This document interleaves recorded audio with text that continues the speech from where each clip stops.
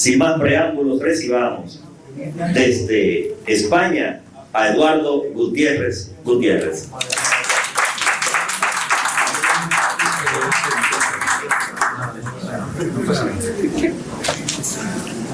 Bien. Bueno, pues en primer lugar, muchas gracias a todas las instituciones y a todas aquellas personas que han hecho posible la celebración de este congreso y sobre todo que me han concedido el honor y el privilegio de participar en este congreso y, más importante todavía, el honor, y algo que no voy a olvidar en mi vida, de conocer este bonito país y a sus buenas gentes. Muchas gracias a todos. Y, por supuesto, gracias a este distinguido público por su atención y por su amabilidad. El objetivo de esta conferencia es doble. Por un lado, voy a intentar demostrar o defender que el español, la lengua que ustedes y yo compartimos y que es el fundamento de la comunidad hispana, es una lengua de pensamiento.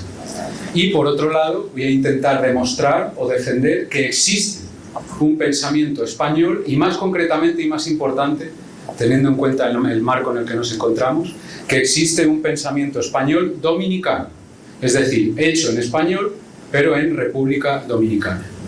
Y para ello, lo que voy a hacer es basarme, poner en funcionamiento el sistema del materialismo filosófico de Gustavo Bueno. Es más, el título que le hemos dado a esta conferencia es una variante por ampliación del título de un artículo que Gustavo Bueno escribió en el año 2003 y que apareció publicado en el anuario El Español por el Mundo del Instituto Cervantes. Y fue también el título de una conferencia pronunciada en el año 2009. Al título original, El español como lengua de pensamiento, le hemos añadido a uno y otro lado del Atlántico para ligar los objetivos de aquellas intervenciones con los objetivos de este congreso. La conferencia se divide en tres partes.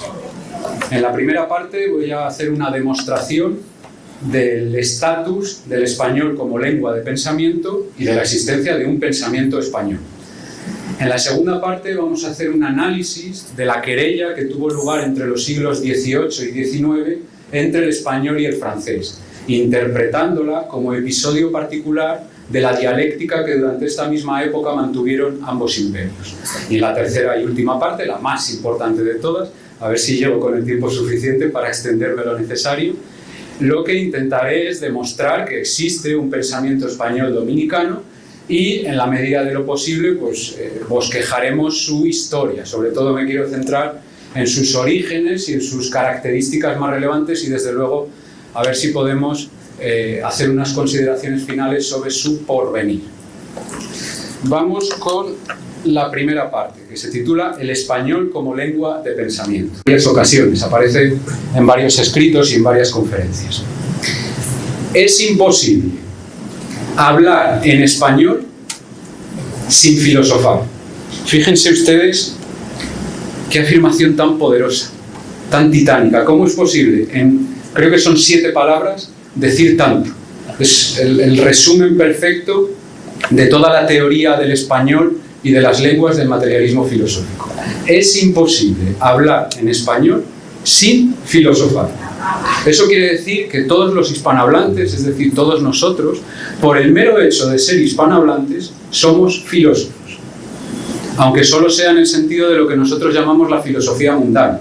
Es decir, en el sentido de que en nuestro discurso estamos utilizando un léxico que remite a ideas ontológicas y gnoseológicas. Es decir, aunque solo sea en el sentido de que en nuestro discurso estamos coordinando ideas, que son el material con el que trabajan los filósofos. Durante todo este congreso, incluso en las charlas informales que ha habido antes, después y durante, se ha hablado del todo, de la parte de la identidad, de la esencia, de la unidad, del sistema, Estado, política, nación. Esas son ideas filosóficas. Todo hispanohablante, por el mero hecho de ser hispanohablante, es filósofo. Que esto es una manera diferente de decir que el español es una lengua de pensamiento, que es lo que vamos a intentar demostrar en esta primera parte. Pero claro, antes de demostrar esto, esta conferencia se presume filosófica, y en la praxis filosófica lo que hay que hacer es enseñar las cartas, es decir, tomar partido. Y para demostrar que el español es una lengua de pensamiento, lo primero que tengo que hacer es definir qué es una lengua de pensamiento. Yo tenía pensado, pensé que tenía más tiempo del que realmente tengo, y había pensado en realizar una reexposición del proceso de construcción de la definición filosófica de lengua de pensamiento, ir paso a paso, explicando cuáles son los rivales, las argumentaciones rivales, los problemas, los obstáculos a los que hemos tenido que hacer frente para construir esta definición filosófica, para darle la consistencia dialéctica que amerita como definición filosófica. Pero el tiempo apremia y tengo que ser muy breve. En vez de hacer esa exposición dialéctica, pues lamentablemente tiene que ser una exposición dogmática. Tengo que decir simplemente qué es lo que entendemos por lengua de pensamiento y avanzar. Una lengua de pensamiento es aquella que en sus estructuras léxicas, gramaticales, sintácticas y semánticas incorpora un pensamiento filosófico, un pensamiento objetivo, un pensamiento público. Claro, esto es muy importante, porque cuando decimos que el español es una lengua de pensamiento y que todo hispanohablante, por el mero hecho de ser hispanohablante, es filósofo, no queremos decir tanto que el español sirva como vehículo de expresión del pensamiento subjetivo de cada hispanohablante. No estamos diciendo eso. Lo que estamos diciendo es que el español como lengua de pensamiento impone sobre los hispanohablantes una determinada filosofía, una determinada ontología. Y aquí una de las tesis, el salto mortal de la conferencia, voy a intentar demostrar que esa filosofía que el español impone sobre los hispanohablantes por encima de su voluntad es una filosofía, es una ontología de corte pluralista y materialista. A ver si consigo demostrar esto, porque no las tengo todas conmigo. Creo que lo puedo demostrar, pero a ver si consigo convencerles a todos ustedes.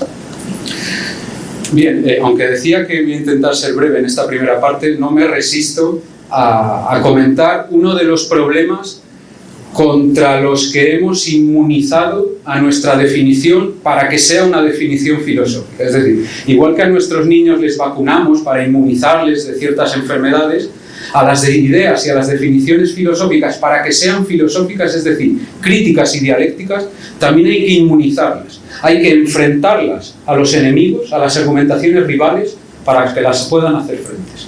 Y quiero un par de minutos para comentar uno de los problemas que me parece más interesantes. No estoy acostumbrado a este calor, aunque estoy muy a gusto en este país, no me acostumbro al calor y necesito beber agua constantemente, a pesar del frío que sale de ahí. Este problema es un problema que se colige cuando aceptamos el fulcro, el valor, la franja de verdad de una serie de argumentos, de los cuales me voy a reducir solo a uno, quizás el más importante de todos, que diría algo así como lo siguiente. Tanto ontogénica como filogénicamente, el pensamiento complejo es anterior al lenguaje articulado. Lo voy a explicar. Ontogénicamente quiere decir desde el punto de vista del desarrollo de la formación del individuo. Es decir, un niño, antes de aprender a hablar, demuestra la posesión de un pensamiento mínimamente complejo. Es decir, un pensamiento espacial, un pensamiento geométrico. Y filogénicamente quiere decir desde el punto de vista de la evolución de la especie. Claro, de acuerdo con el relato de los paleoantropólogos, esto es harina de otro costal, es una cuestión polémica, pero bueno, de acuerdo con este relato, la aparición del pensamiento complejo que se debió de producir o que estuvo auspiciada por el desarrollo de la capacidad tecnológica, esto es muy interesante, esto para un materialista es fundamental, esto quiere decir, mi compañero Axel lo mencionó en la conferencia de ayer, esto quiere decir que la racionalidad, que la inteligencia depende más de las manos que del cerebro. Esto es fundamental, una de las tesis básicas para todo materialista. Pues bien, la aparición del pensamiento complejo que debió de producirse, de acuerdo con el relato paleoantropológico, insisto, hace en torno a unos 2,5 millones de años, con el Homo habilis, es anterior a la aparición del lenguaje articulado, que se debió de producir hace en torno a unos 200.000, 300.000 años con el hombre de Neandertal. ¿A qué problema nos conduce este argumento? Que, por resumir, quiere decir que el pensamiento es anterior al lenguaje. El problema al que nos conduce este argumento es el siguiente. No son todas las lenguas de pensamiento. Si el pensamiento es anterior al lenguaje, dicho de otro modo, con todo el énfasis, la expresión lengua de pensamiento no es una tautología, no es redundante, como el sintagma nieve blanca. toda la nieve es blanca, por tanto decir nieve blanca no tiene sentido. Hablamos de nieve, no de nieve blanca.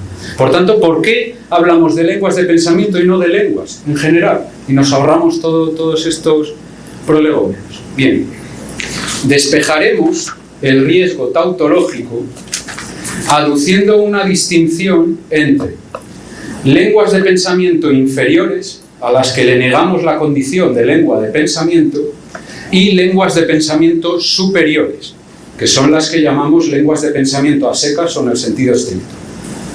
Vaya por delante que no hacemos esta distinción con el ánimo etnocentrista que al calor del supremacismo victoriano alimentó la clasificación de Henry Morgan entre sociedades bárbaras, civilizadas y salvajes. Nuestro criterio es dialéctico.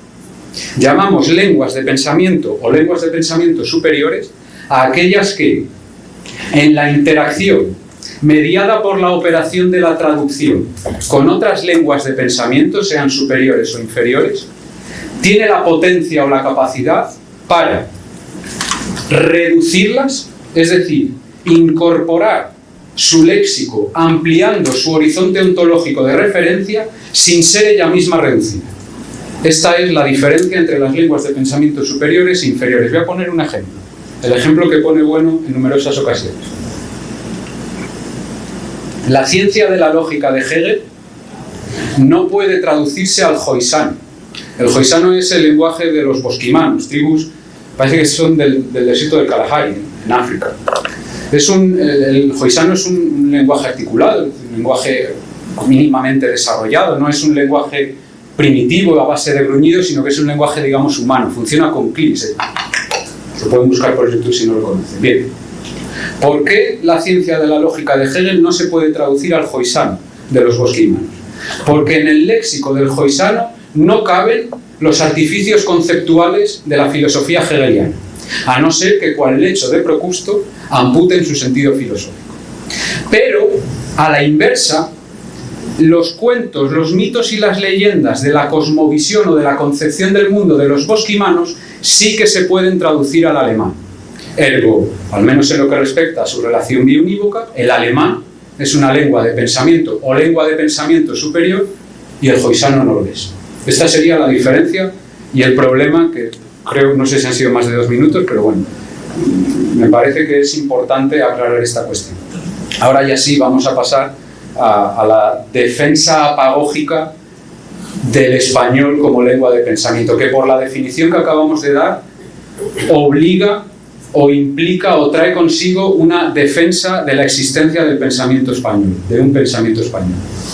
Esta defensa vamos a hacerla contra quienes menosprecian, rechazan o niegan la potencia filosófica del español, al tiempo que sobrevaloran la potencia filosófica de otras lenguas como el inglés, el alemán o el francés, con la que vamos a ajustar cuentas en un momento. A juicio de Bueno, esta minusvaloración del español y del pensamiento español es una de las funestas consecuencias de la aplicación de una metodología negrolegendaria, aquí está la leyenda negra, el elefante en la habitación, para la exposición de la historia de España.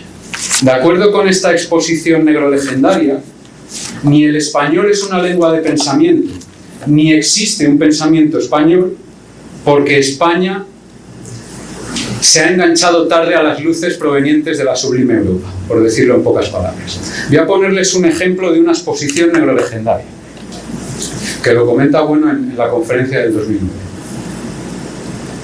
Ignacio Sotelo. Entiendo que muchos de los aquí presentes, o la mayoría, no lo conocen. Ignacio Sotelo fue un intelectual izquierdista español con quien Bueno se batió el cobre en numerosas ocasiones. Sotelo publica un artículo en el anuario del 2003, donde aparece el artículo de Bueno, que lleva por título, el de Sotelo digo, el español, lengua de pensamiento, es decir, problematiza la cuestión. Y de hecho una de sus tesis es que el español no es una lengua de pensamiento porque España, nación gobernada por frailes y por inquisidores, ha llegado tarde a la modernidad. Además de esta afirmación, hace otra que yo no puedo por menos que calificar de dogmática y de ingenua. E ingenua por dogmática. ¿Y por qué le digo dogmática? Porque es una afirmación muy potente, por lo que niega. Tiene una importante carga filosófica, un importante compromiso filosófico. Pero Sotelo, como buen intelectual, no lo argumenta, no da razones para demostrar su afirmación. Claro, yo creo que no lo hace. Yo tengo una lección contra los intelectuales disponible en YouTube, en el canal de la Fundación Gustavo Bueno, y ahí lo que defiendo es que por mucho que ellos digan, los intelectuales no buscan tanto la verdad como el aplauso de su público. Y aquí lo que busca Sotelo es que los que piensan como él se levanten del asiento y rompan en aplausos. No es necesario demostrar eso, lo que quiere es lanzar la bomba, no justificar la pertinencia de ese lanzamiento. ¿Cuál es la afirmación? Lo que dice Sotelo es que en España, incluso en español, no ha habido verdadero pensamiento filosófico hasta Ortega y Gasset, es decir, hasta comienzos del siglo XX. Claro, Sotelo no es tonto, es un idiota, pero tonto no es idiota en el sentido etimológico, el que va a la suya, el idiotez. Sotelo sabe perfectamente que tanto en España como en América, desde el siglo XVI ha habido grandes pensadores y filósofos. Pero ¿cómo despacha este posible contraargumento a su tesis? Diciendo que cuando comparamos a esos pensadores y filósofos con los gigantes europeos, quedan a la altura de pigmeos. Vamos a jugar las cartas de Sotelo, vamos a aceptar los términos comparativistas de Sotelo, a ver si es verdad lo que dice. Vamos a ver quiénes son esos pigmeos españoles y a ver si de verdad son tan pigmeos, a ver si son los gigantes y los pigmeos son los europeos. ¿De quiénes estamos hablando? Estamos hablando, por ejemplo, de Gómez Pereira, quien se adelantó casi un siglo a la filosofía cartesiana que todos consideran el canon de la modernidad. Estamos hablando de Huarte de San Juan, sobre quien Lessing escribió su tesis doctoral. Estamos hablando de Francisco de Vitoria, de quien se ha hablado aquí en este congreso, cuya influencia sobre Pufendorf, sobre Hugo Grocio o sobre John Locke, excuso decir grandes pensadores, está más que demostrada, por no hablar del derecho de gentes que inauguró. Estamos hablando, y aquí hay que cuadrarse, del púgil jesuita, de Francisco Suárez, sobre quien Heidegger dijo al parecer cuando Zubiri le preguntó por él: "There is the man", ese es el hombre, ese es el rival con el que tenemos que medirnos, ese es el caballo a batir. Estamos hablando de Baltasar Gracián, gracias a quien Schopenhauer aprendió español. Estamos hablando de Feijóo, palabras mayores, de nuevo, el introductor del ensayo filosófico. Estamos hablando de Balmes, estamos hablando de Vives. Díganmelo ustedes, que a mí me da una pereza indecible. ¿Quiénes son los gigantes y quiénes son los pigmeos? Este argumento es insostenible, el argumento de Sotelo. Pero claro, yo entiendo que estamos jugando con las mismas reglas comparativistas que Sotelo, y con esto le estamos haciendo el caldo gordo. Es decir, estamos dando por supuesto que para demostrar la superioridad o la grandeza o la importancia o la relevancia del pensamiento español nos tenemos que comparar con el pensamiento europeo. Aquí, parafraseando a Unamuno, que lo hagan ellos, que inventen ellos. Creo que no es necesario. Creo que es posible contraargumentar a Sotelo utilizando un argumento inmanente a la propia tradición filosófica, a la propia tradición hispana, que sería el siguiente. Y esto es muy importante. El español en el que Ortega expone su raciovitalismo está preñado del pensamiento de todos esos pensadores y filósofos. Por decirlo en 5 palabras, sin Feijóo no hay Ortega. Porque la razón por la que todo hispanohablante es un filósofo, es porque el español como lengua de pensamiento ha incorporado una larga tradición de pensamiento. Y cuando nosotros hablamos y pensamos en español, estamos movilizando la ontología que fue construida por todos esos grandes pensadores y filósofos. Hablar en español es actualizar una tradición de pensamiento, que esto es algo que mencionaré al final de la lección, una tradición hispana de pensamiento envidiable, que hay que poner en valor. Y a muchos de los que están aquí, sobre todo a los estudiantes, les invito a que buceen, se asomen a esta tradición española, hispana de pensamiento, y que reconozcan la grandeza y el valor que tiene. Bien.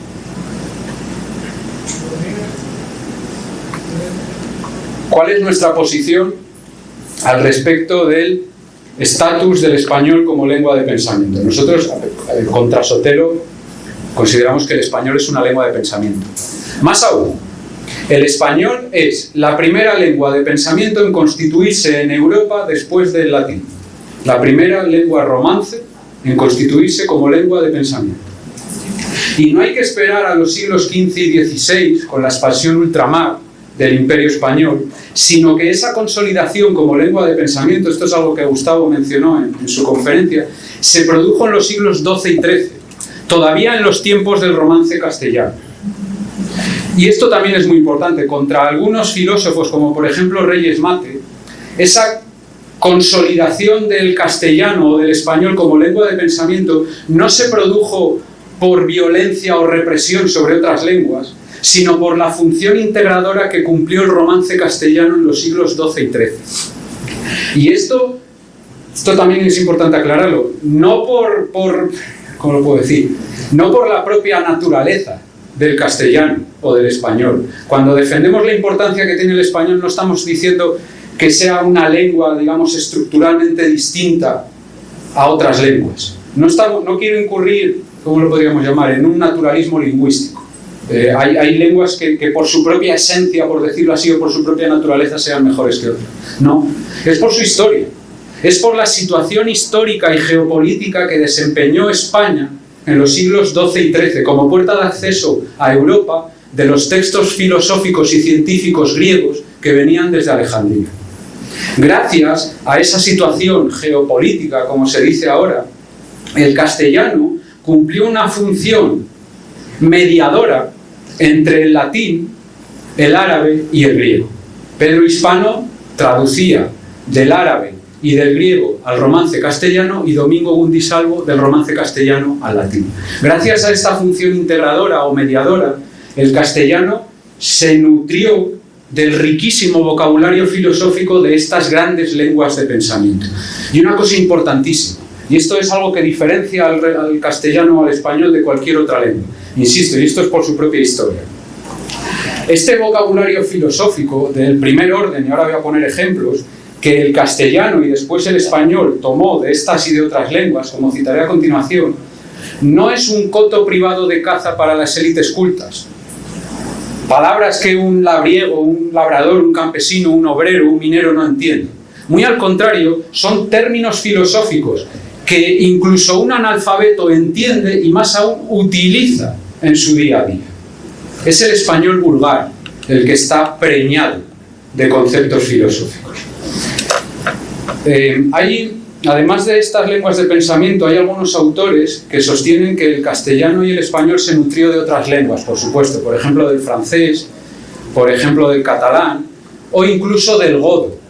Esta es de la lengua de los visigodos. Esta es una tesis que han sostenido, por ejemplo, Juan de Valdés, en Diálogo de la Lengua, y Antonio Capmany, un filólogo valenciano sobre quien luego vamos a hablar porque lo he descubierto para preparar esta investigación y me parece que hay que ponerlo en valor. Es un tipo de sumo interés. Tiene un libro de 1852 que se titula Observaciones críticas sobre la excelencia de la lengua castellana. Y en este libro glosa, compila una amplia variedad de términos godos que han sido incorporados al castellano y al español. Yo solamente les voy a mencionar aquellos que, a mi juicio, tienen enjundia filosófica. Vaya novio. Azar, banquete, compañero, droga, guerra, raza. Y ahora les voy a leer un par de citas del artículo de Bueno del año 2003, donde va a poner ejemplos léxicos para demostrar que el español es una lengua de pensamiento, ya desde el castellano.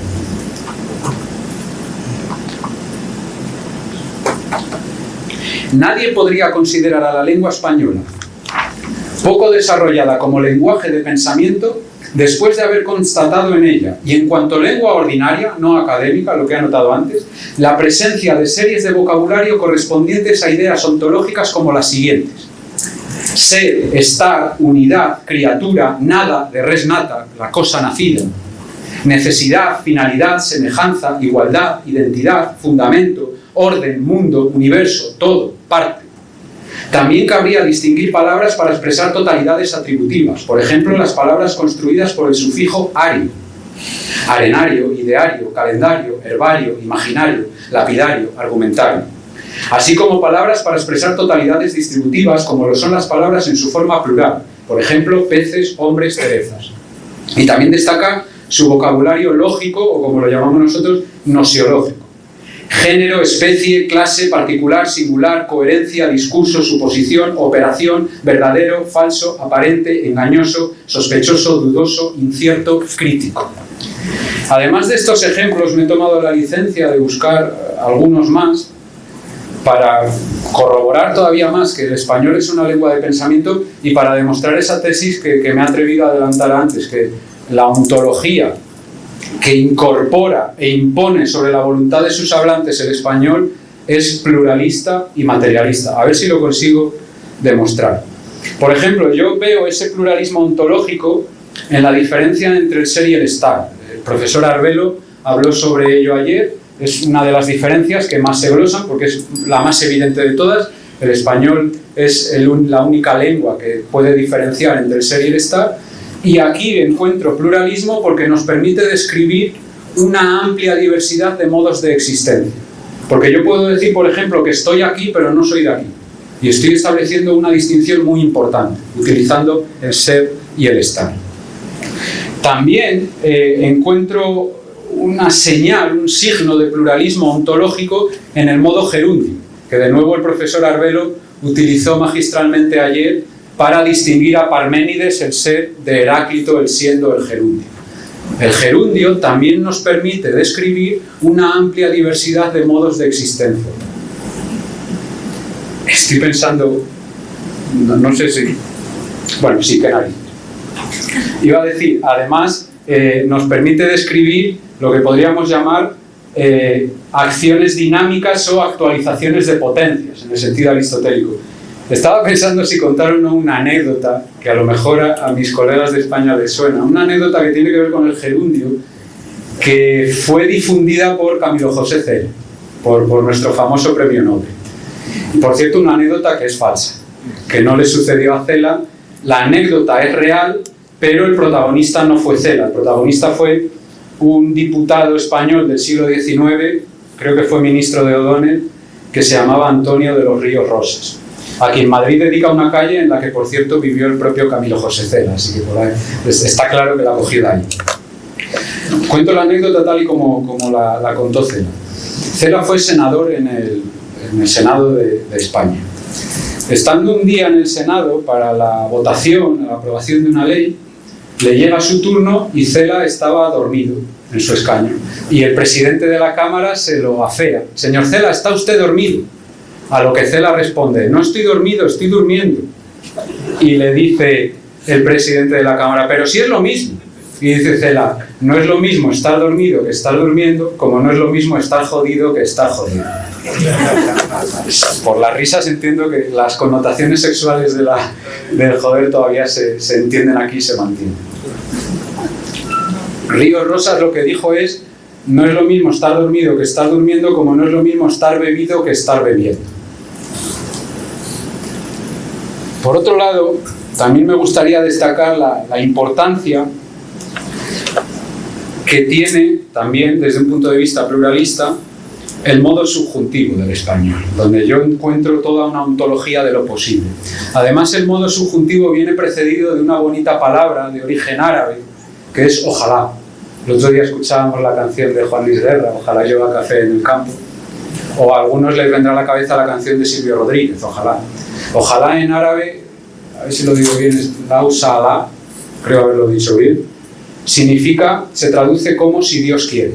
Claro, cuando nosotros decimos ojalá llueva café en el campo, lo que estamos expresando no es solo una esperanza, sino el deseo de que se produzca la realización trascendente de una posibilidad, trascendente por la mediación divina.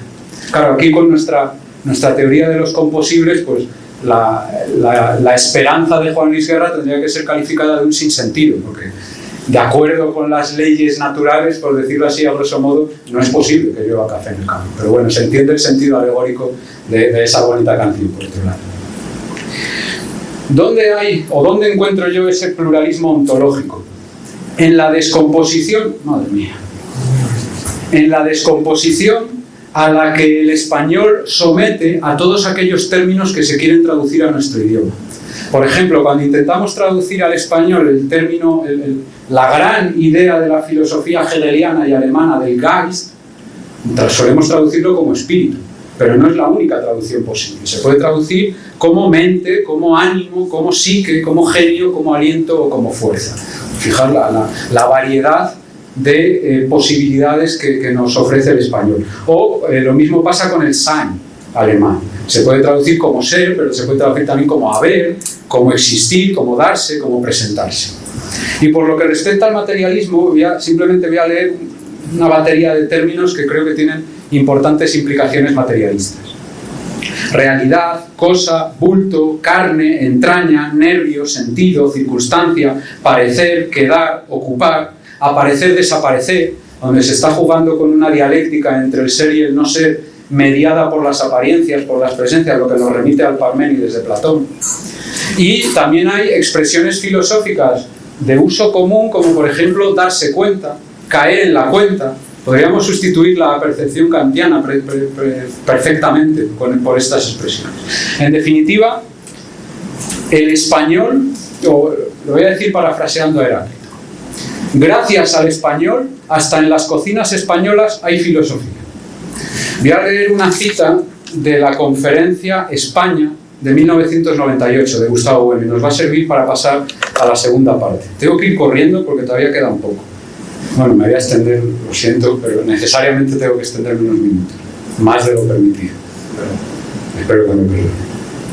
Lo que implica el español como lengua es una visión del mundo, pero una visión universal, precisamente porque es un producto de muchos siglos de incorporación y asimilación de innumerables culturas. Es por su historia, desde que el romance primerizo tuvo que asimilar las traducciones de la filosofía griega a través del árabe, hasta que ya en su juventud tuvo que incorporar en su organismo los vocabularios jurídicos, políticos y técnicos que necesitaba precisamente como lengua del imperio, sin contar con el importante conjunto de conceptos tomados de las mismas lenguas americanas. Por ello, el español es un idioma filosófico por constitución. Es imposible hablar en español sin filosofar. Cerramos el círculo, pasamos a la segunda parte, que se titula La querella de las lenguas y la dialéctica de los imperios. Hemos dicho que el castellano ya en los siglos XII y XIII se consolida como una lengua de pensamiento. Cuando en los siglos XV y XVI el imperio se extiende por ambos hemisferios, el castellano, ya convertido en español, seguirá ganando músculo como lengua de pensamiento. Y es en este momento cuando, además de como lengua de pensamiento, se va a consolidar como lengua universal. Por cierto, también es este momento en el que se produce la disociación entre el español y la España peninsular, que es condición de posibilidad para el desarrollo relativamente autónomo, teniendo en cuenta que el español arrastra una tradición, del pensamiento español de las naciones americanas, concretamente de República Dominicana. La relación, para analizar la relación entre las lenguas de pensamiento y las lenguas universales hay que tener pulso de cirujano, porque si bien es cierto que toda lengua universal es una lengua de pensamiento, no es verdad que toda lengua de pensamiento sea una lengua universal. Hay lenguas de pensamiento que, a pesar de intentarlo, nunca se han consolidado como lenguas universales. Y voy a poner un ejemplo muy claro: el alemán. El alemán, la lengua de pensamiento, la única junto al griego, según Heidegger, la lengua de pensamiento en la que, según Hegel, se expresa el espíritu absoluto, es efectivamente una lengua de pensamiento, pero a mi juicio no ha llegado a ser nunca una lengua universal, a pesar de que lo ha intentado por lo menos en 3 ocasiones. Primer Reich, Sacro Imperio Romano Germánico; segundo Reich, Otto von Bismarck; tercer Reich, Adolf Hitler. Pero con el alemán hay algo muy curioso, sucede algo muy interesante, que es que esto tiene interés por lo que respecta a las querellas que afectan al español. Durante todo el siglo XX, podríamos empezar con Ortega, pero sobre todo tras la Segunda Guerra Mundial, cuando Alemania inicia el proceso de desnazificación y se incorpora a la ONU, el alemán se convierte en un fetiche para muchos filósofos hispanohablantes. Y este fetichismo del alemán es una de las causas, una de las razones que explican la pérdida de hegemonía del español en nuestro tiempo. Y es algo sobre lo que tenemos que reflexionar. Y desde luego, aquí me incluyo yo el primero de todos. Por cierto, quienes escucharon el otro día la conferencia de Gustavo, ese jovencito confuso que se tatuó el Lieberman soy yo. No tengo ningún problema en reconocerlo porque yo he sido adolescente y como adolescente he sido un imbécil. Y quien no haya sido un imbécil durante su adolescencia, que levante la mano. Yo a mis estudiantes les digo que la adolescencia es una de las muchas formas que tiene el ser humano para ser idiota. Y lo importante no es tanto no ser un idiota durante la adolescencia, sino salir de esa época. Como diría Marco Aurelio, no es tan importante no cometer errores, sino ser consciente de que se han cometido y aprender de ellos. Y por eso no me voy a quitar este tatuaje nunca.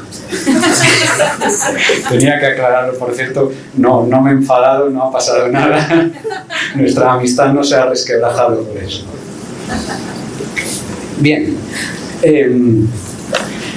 Sobre qué es lo que hace de una lengua de pensamiento una lengua universal, muy rápidamente. Por decirlo en los términos de Nebrija, una lengua de pensamiento se convierte en lengua universal cuando se hace compañera del imperio. Es decir, lo hemos leído en el párrafo de Bueno, en la cita de Bueno. El español es lengua universal cuando se convierte en lengua del imperio. Sobre el radio de universalidad de las lenguas universales, dentro de la tradición de aquellos pensadores y filósofos que sostienen la tesis de que las lenguas son armas imperiales o políticas, hay dos posiciones enfrentadas. Por cierto, esta tradición, a mi juicio, comienza con San Agustín en Ciudad de Dios. Es el primero en hablar del latín como lengua del imperio. Dos posiciones. La primera posición sostiene que la universalidad de una lengua universal toca a su fin cuando cae el imperio que la vio nacer como tal lengua universal. Esta es la posición que adopta Petrarca y es la posición que adopta Antonio de Nebrija. Les voy a leer rápidamente el párrafo, la gramática castellana de 1492. Por cierto, el castellano, la primera lengua en gramaticalizarse en Europa después del latín. Gracias a la gramaticalización del castellano se produjo la gramaticalización de las lenguas indígenas americanas. A ver si los ingleses o los franceses hicieron lo mismo. Esta gramática castellana, es escrita en 1492, está dedicada a Isabel la Católica. Y en el prólogo dice lo siguiente. Además es muy bonito. Cuando bien conmigo pienso, muy esclarecida reina, y pongo delante de los ojos la antigüedad de todas las cosas que para nuestro recuerdo y memoria quedaron escritas, una cosa hallo y saco por conclusión muy cierta, que siempre la lengua fue compañera del imperio, y de tal manera lo siguió siendo que juntamente comenzaron, crecieron y florecieron, y después junta fue la caída de entrambos. Es decir, cuando cae el imperio, la lengua también pierde su potencia de universalidad. La posición contraria es la que defiende Lorenzo Valla, este filólogo que demostró la donación de Constantino, la falsedad de la donación de Constantino. Lorenzo Valla en 1440 publica un libro que se titula Sobre la elegancia de la lengua latina. Y ahí dice, esta es la tesis por la que nosotros tomamos partido, que el latín, que el imperio romano sigue existiendo allí donde esté vivo el latín. Es decir, que la universalidad de una lengua universal sobrevive a la plataforma imperial que la vio nacer. Esto es lo que pasa con el griego, cuando lo comparamos con el imperio ateniense de la Liga de Delos o incluso con el imperio macedónico de Alejandro, es lo que pasa con el latín y es lo que pasa con el español, que sigue siendo una lengua universal a pesar de que el imperio español ha caído y no se va a volver a levantar jamás. Siendo esto así, la historia universal, que es lo que nosotros interpretamos como la historia de la dialéctica entre los imperios universales, es decir, imperios que aspiran a recubrir a toda la humanidad sin nunca poder lograrlo, incorpora como episodio suyo la querella de las lenguas universales. Es decir, la querella entre lenguas que aspirando a la universalidad no pueden admitir a otras lenguas de su mismo rango y tienen que confrontar entre sí. Así como no hay dos soles en el cielo, no puede haber en la tierra un Darío y un Alejandro. Sería más o menos algo semejante a aquella famosa afirmación de Alejandro Magno.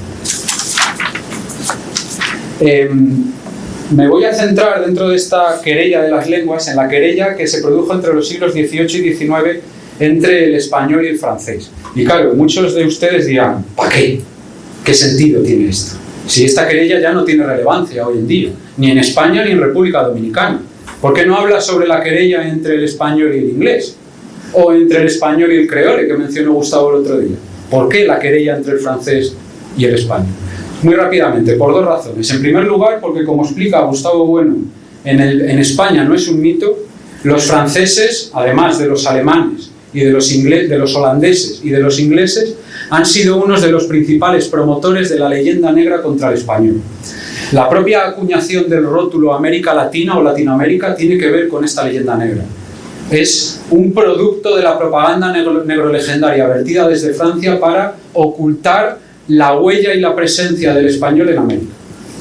Y por otro lado, porque en la medida en que esta querella reproduce a otro nivel, a otra escala, la dialéctica entre los imperios español y francés entre los siglos XVIII y XIX, tiene a la isla de la Española, y esto se ha mencionado en numerosas ocasiones a lo largo de este congreso, como uno de sus escenarios principales. Por eso me gustaría mencionar un par de cuestiones sobre esta querella. Claro, ¿cómo analizamos la querella entre lenguas? Las lenguas no son gallos de pelea que ponemos a luchar entre sí.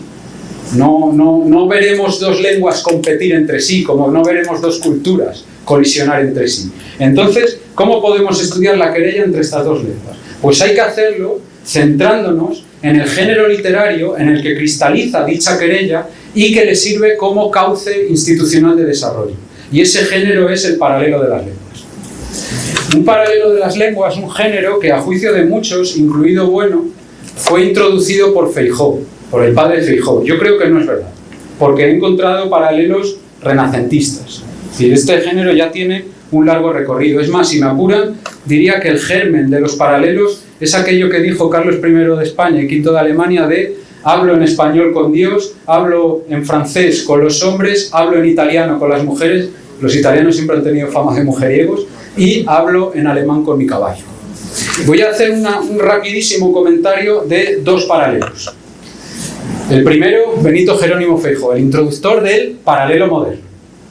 En el discurso 15 del tomo 1 de Teatro Crítico Universal, hace una observación muy aguda, que me parece que es muy interesante. Dice que la pérdida de hegemonía del español, claro, el español viene de su gran siglo de oro, cuando era la lengua de moda en Europa, todo rey, todo príncipe quería hablar en español.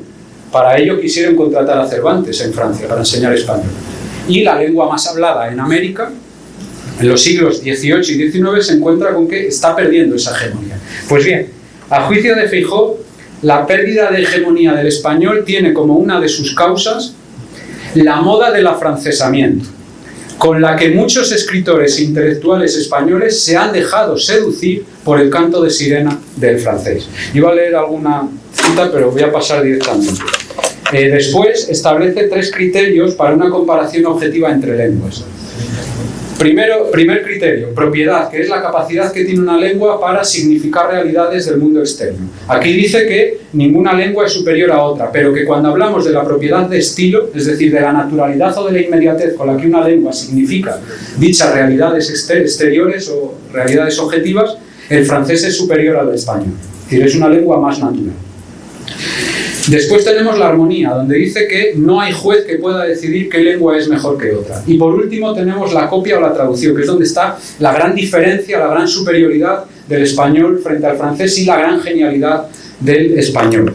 Lo que viene a decir Feijóo es que el español es un idioma más rico léxicamente hablando que el francés. Es decir, el conjunto de los términos españoles que no pueden traducirse al francés tiene un cardinal más alto que el conjunto de los términos franceses que no pueden traducirse al español. Por eso, Feijóo no entiende, y con razón, por qué son cada vez más los intelectuales y escritores españoles que trufan sus discursos con galicismos que significan exactamente lo mismo que los términos españoles a los que sustituyen. Feijóo reconoce que cuando nosotros no tenemos términos en nuestra lengua para significar objetos del mundo externo, pues es necesario y provechoso adoptar galicismos, anglicismos, extranjerismos.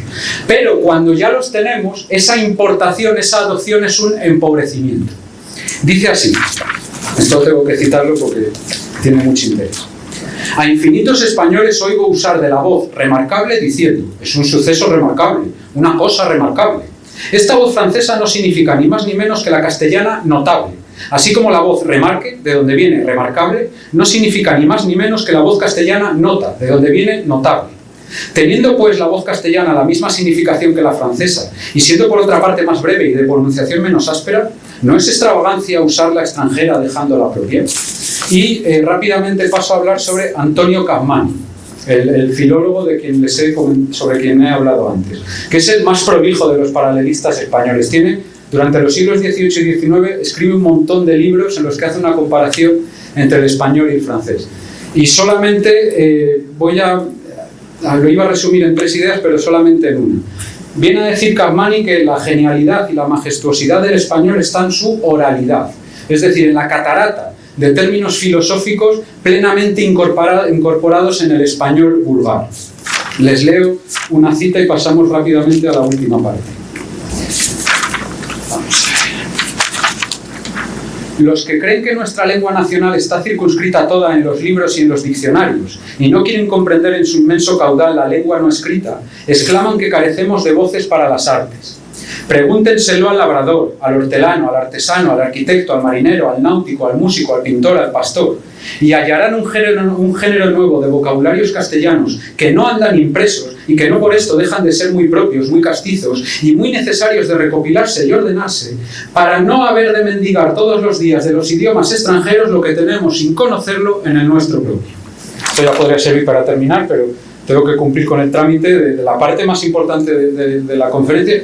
Voy a intentar no excederme más de 3 minutos. No creo que lo consiga, pero bueno, tengo que intentarlo. El español al otro lado del Atlántico. Defensa del pensamiento español dominicano. Voy a coger aire.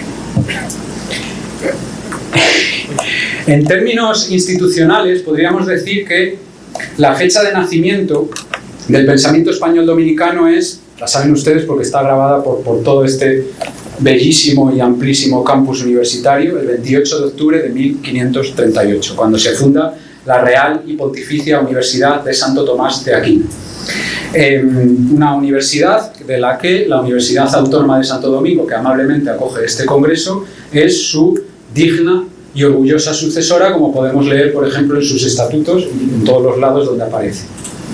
Pese a las reivindicaciones hechas desde Perú y desde México, cuyas universidades abren sus puertas en 1551, ya saben todos ustedes que esta universidad es la primada de América. Esta universidad fue controlada por los dominicos hasta 1801. Cuando vuelve a abrir después del régimen haitiano, ya abre con un régimen civil, ya no está controlada directamente por los dominicos. Y los dominicos la administrarán siguiendo el modelo de las universidades de Salamanca y de Alcalá de Henares, lo cual es mucho decir, son 2 de las universidades más punteras de Europa en ese momento. Y lo que van a hacer los dominicos en esta universidad es importar, enseñar y desarrollar un pensamiento escolástico. Claro, yo sé que muchos cuando oyen la palabra escolástico les produce sarpullido. Sinceramente, yo creo que ese sarpullido dice más del flácido criterio subjetivo de esos débiles estuches epidérmicos que de la propia tradición escolástica.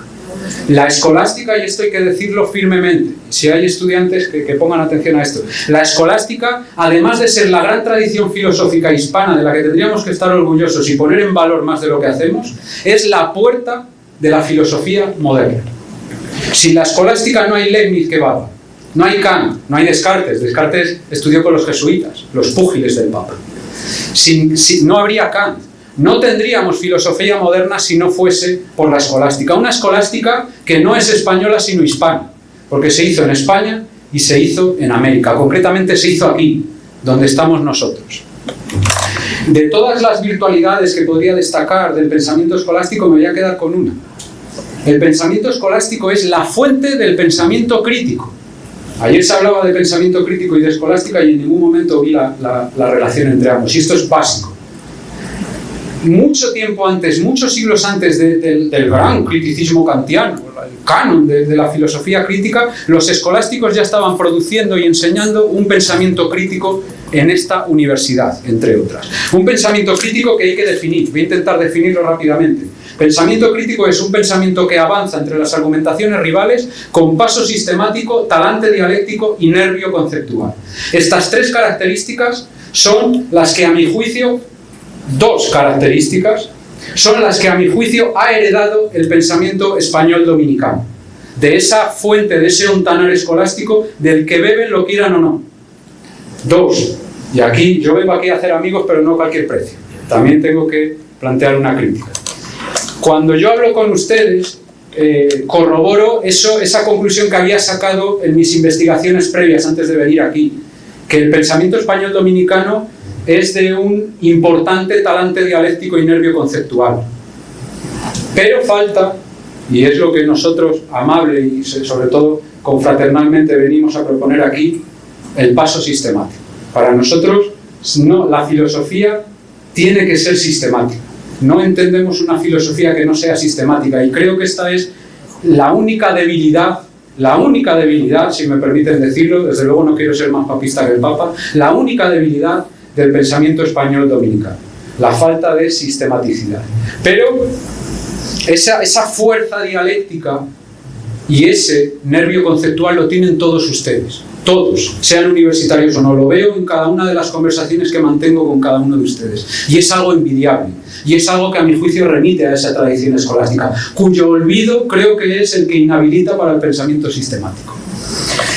Otra de las características que fue señalada por Axel ayer del pensamiento español dominicano es la firme convicción de origen platónico. Fíjense ustedes, beben de las dos de las tradiciones más importantes de la filosofía, la escolástica y el platonismo. La firme convicción de que el fin de la filosofía es la política. Tienen ustedes una capacidad que yo admiro y ya quisiera para nosotros en España para canalizar las ideas filosóficas en planes y programas políticos. Este congreso es la mejor prueba de ello. Es admirable, pónganlo ustedes en valor, reflexionen sobre esto, investiguen sobre esto, los profesores y los estudiantes, porque es algo de verdad envidiable. Y es algo que no solo representa o simboliza este congreso, sino también nombres tan importantes como Juan Pablo Duarte, Núñez de Cáceres, López de Medrano, Fernando Arturo de Meriño, el dominico que fue presidente de la República. Tengo que terminar. Vale. Son estos las armas con las que cuentan ustedes. Por resumir, yo diría que es la impresión que yo he sacado de esta estancia aquí. Tienen ustedes los dientes y las uñas afiladas para la defensa de la identidad dominicana. Cuentan ustedes con unas armas de verdad, reflexionen sobre ello, envidiables. Que sea de la identidad dominicana en el futuro depende solo de ustedes, porque la posesión de fuertes armas es condición necesaria pero no suficiente para la defensa de los objetivos que uno se propone, porque con fuertes dientes un lobo puede destrozar sus pieles si sufre alguna enfermedad a causa de alguna bacteria.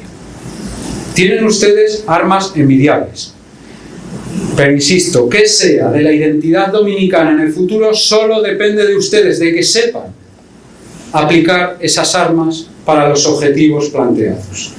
Si nosotros desde el otro lado del Atlántico, confraternal y ya no paternalistamente, podemos ayudaros en algo, no duden en pedirlo. Nosotros nos sentimos muy orgullosos de lo que están haciendo ustedes aquí en República Dominicana. Mientras llega todo eso, 3 palabras y termino: firmeza, generosidad y soberanía nacional. Muchas gracias y perdón.